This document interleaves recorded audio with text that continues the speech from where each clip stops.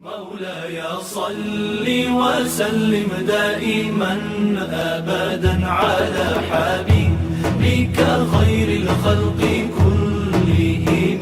مولاي صل وسلم دائما أبدا على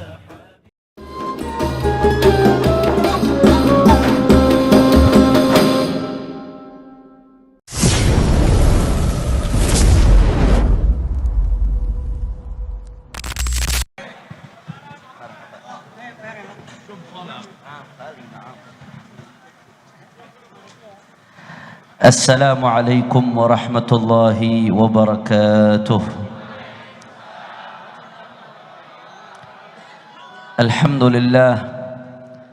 الحمد لله رب العالمين، وبه نستعين على أمور الدنيا والدين. اللهم فصل وسلم وبارك وكرم ومجد وعظم على سيدنا وحبيبنا وشفيعنا ونور قلوبنا محمد الفاتح لما أغلق والخاتم لما سبق ناصر الحق بالحق والهادي إلى الصراط المستقيم وعلى آله وصحبه حق قدره ومقداره العظيم. يا فتاح يا عليم. أما بعد. Para alim ulama, para habaib, para kiai, para ajengan, para sesepuh, para tokoh masyarakat, wabil khusus kepada Al-Khalifah Al-Habib Abdullah bin Hussein Ibn Al-Imam Al-Qutub Abdullah bin Mahsin Al-Attas, juga orang-orang tua kita Al-Habib Ahmad bin Muhammad Al-Attas, Al-Habib Hasan bin Abdul Qadir, Al-Habib Mustafa Al-Idrus, Al-Habib Bakar Maulad Dawida, dan semuanya tidak saya sebutkan satu persatu tanpa mengurangi rasa hormat saya kepada beliau-beliau semua. Kita doakan mudah-mudahan para ulama, para habaib, para kiai, para ajengan-ajengan kita Allah panjangkan umurnya, Allah sehatkan badannya, Allah jaga zahir batinnya, Allah menangkan perjuangannya. Amin ya rabbal. Dan salam penghormatan yang paling istimewa saya hadiahkan kepada hadirin hadirat, muslimin muslimat, mukminin mukminat yang hadir pada malam hari ini. Semua angkat tangannya, kita minta kepada Allah, mudah-mudahan bibarakati Rasulullah sallallahu alaihi wasallam yang kita rayakan maulidnya pada malam hari ini, dan bibarakati sahib al-magam Al-Habib Abdullah bin Mahsin Al-Attas, tidaklah kita keluar dari tempat ini kecuali semua dosa kita diampuni oleh Allah. Yang sakit Allah angkat penyakitnya, penyakit zahir, penyakit batinnya disembuhkan oleh Allah. Yang punya hajat Allah kabul hajat-hajatnya.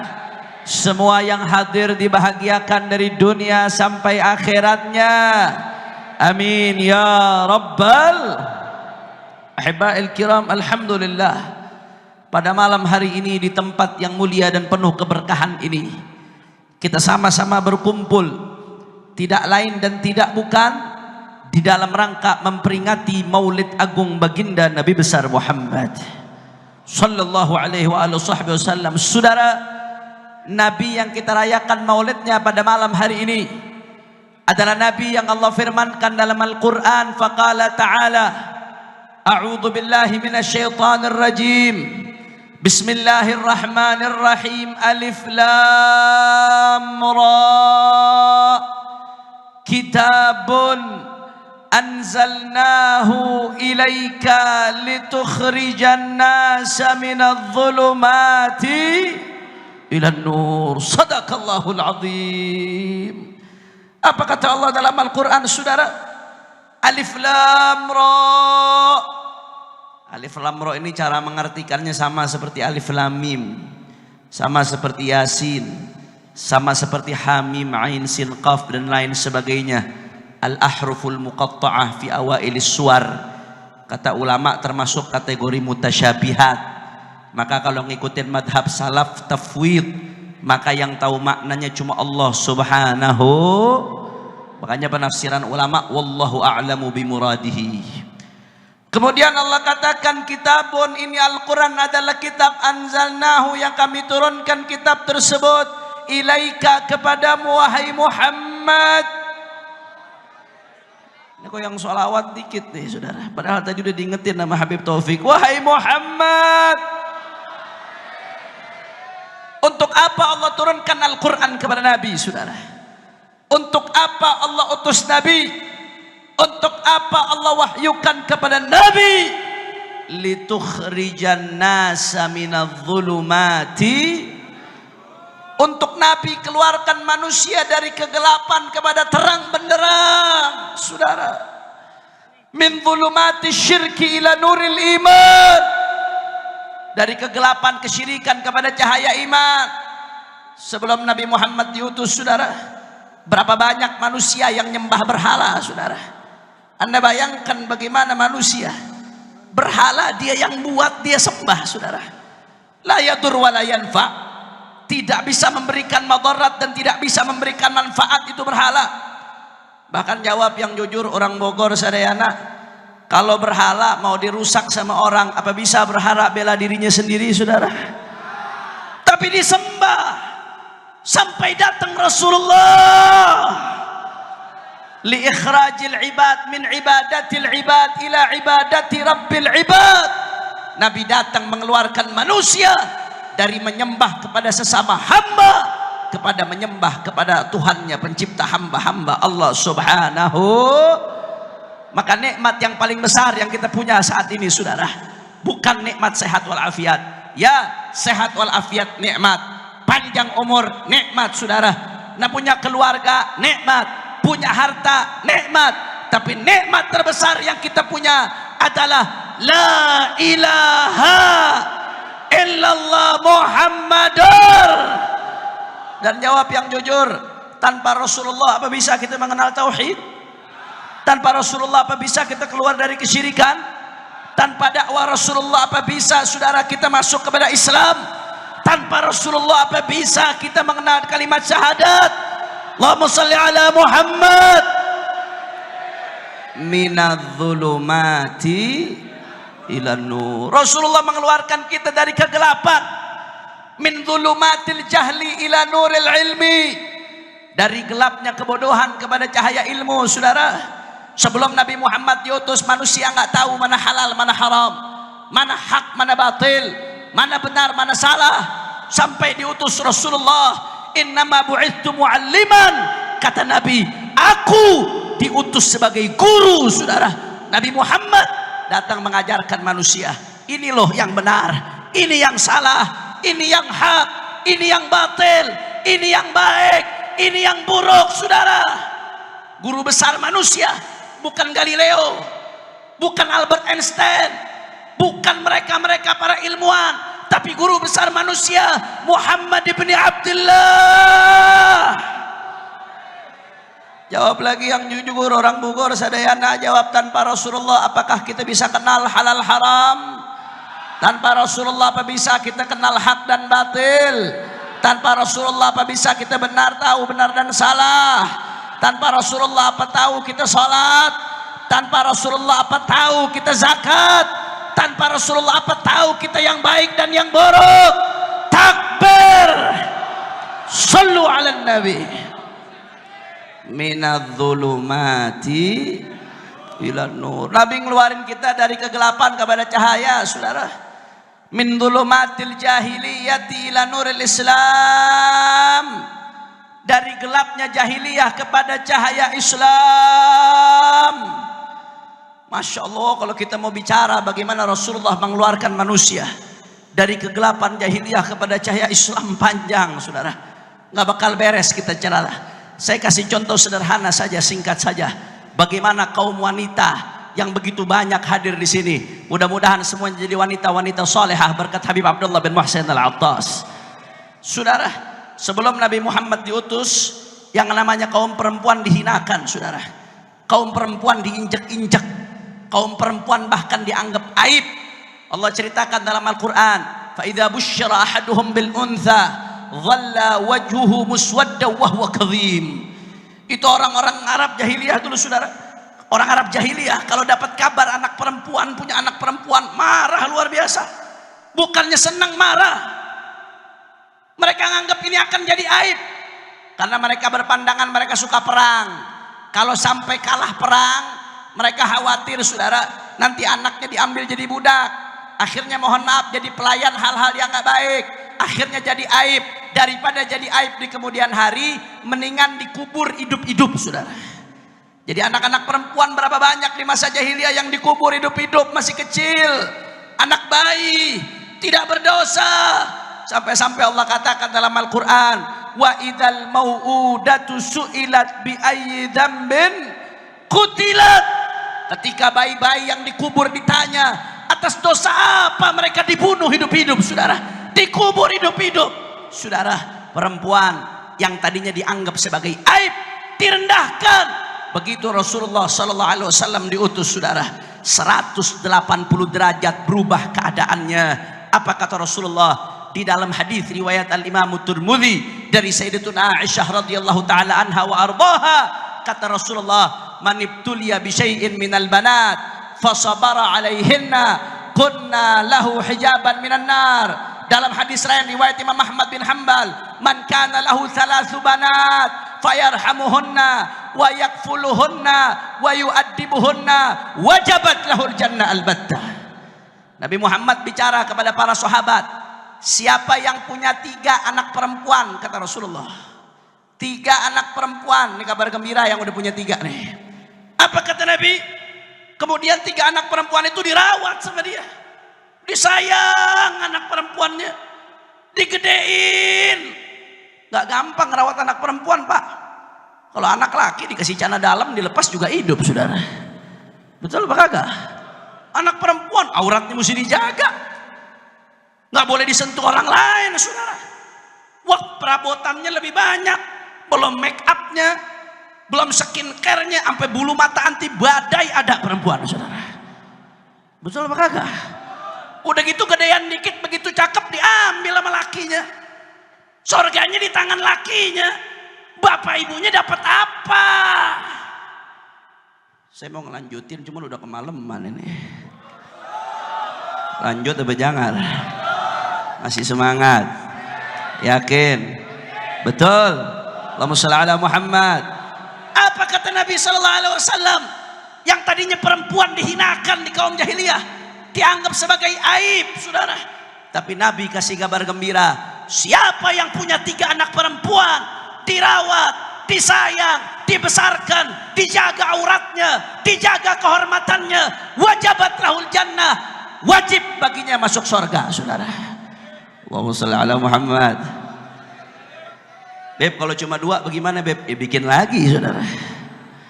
Sahabat ada yang nanya, wa in kanat itsnatain ya Rasulullah, kalau cuma 2 bagaimana ya Rasulullah? Dapat kabar gembira juga enggak? Kata Nabi, wa in kanat itsnatain, iya, ente ngerawat 2 anak perempuan sampai gede, surga, kata Nabi saudara. Beb, kalau cuma 1 bagaimana? Saya baru 1 perempuan. Kalau cuma 1 bagaimana beb? Ada sahabat yang mengatakan, walau qala ahaduna wahidah laqala wahidah. Andai kata ada yang nanya sama Nabi, ya Rasulullah, kalau 1 bagaimana ya Rasulullah? Pasti Nabi akan mengatakan, hatta 1 anak perempuan kalau dirawat akan dengan baik, akan jadi tiket masuk surga buat orang tuanya saudara. Masya Allah saudara. Mahallus syahid yang ingin saya sampaikan, perempuan yang tadinya dihinakan oleh orang-orang jahiliyah, diutus Rasulullah mengeluarkan manusia dari kegelapan jahiliyah kepada cahaya Islam. Wanita-wanita, perempuan-perempuan yang tadinya dianggap hina berubah 180 derajat jadi tiket masuk surga buat orang tuanya saudara. Makanya saudara, kalau sekarang ada orang-orang barat yang teriak-teriak feminisme, teriak-teriak emansipasi wanita, supaya perempuan buka jilbabnya, supaya perempuan gak mau diatur sama suaminya, supaya perempuan bisa keluar seenaknya, supaya perempuan sebebas-bebasnya. Saudara, mereka bukan sayang sama perempuan, mereka justru pengen bikin perempuan muslimah rusak. Ketahuilah perempuan-perempuan muslimah, tidak ada yang menyayangi anda melebihi Rasulullah, tidak ada yang mengangkat anda melebihi Rasulullah. Saudara, perempuan-perempuan muslimah Nabi disuruh pakai jilbab supaya nggak ada yang nyentuh kecuali laki-laki yang menghalalkannya, dijaga auratnya, dijaga kehormatannya. Supaya apa? Karena Nabi pengen jangan sampai perempuan muslimah dinikmati, disentuh, dijamah kecuali oleh orang-orang yang memperjuangkannya dunia dan akhirat, saudara. Allahumma sholli ala Muhammad.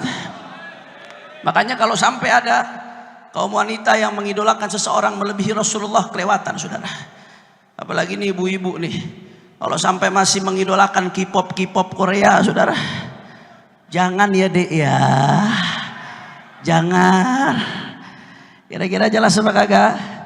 Jelas atau tidak? Minadz-dzulumati.